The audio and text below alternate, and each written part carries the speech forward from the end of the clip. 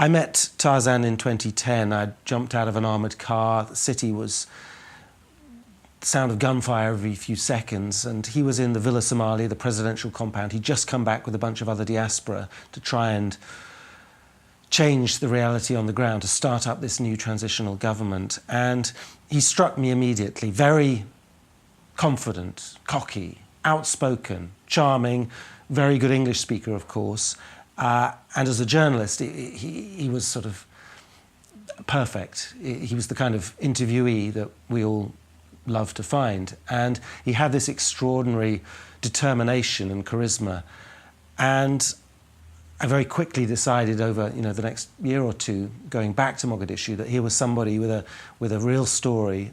And at first I thought, I want to write a book about the 15 years that I've been going to Mogadishu since the warlord era of 2000. Let me find a way, in a journalist kind of mentality, of writing a current affairs-y book. And then as I got to know Tarzan more, I realized that this was much more interesting than my reflections on my various attempts to report from Mogadishu and the hardships and difficulties of the people. That actually here was a good old-fashioned yarn, a life story. And as a reader, I always like life story. I like epic tales. And I'm not suggesting this is an epic book necessarily, but it is a life story, unfinished. And in fact, that was one of the strange things about writing it, is that I, just like his wife Shamis, expected him to die at any moment. It really is the kind of job where he went out every day and had a big target on his forehead.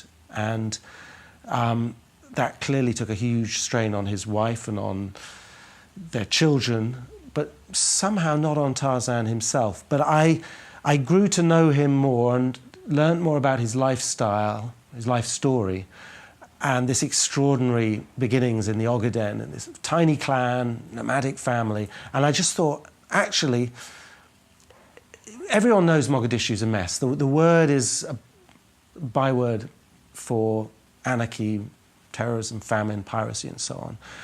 But actually, to make you care about it, more than just another basket case country and, city or whatever, to make you care about it, you need to explain how lovely it used to be.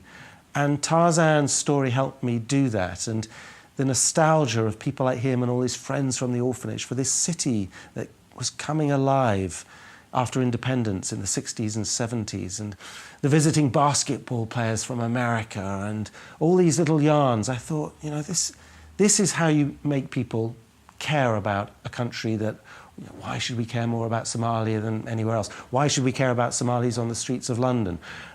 This is how I'm trying to make that happen.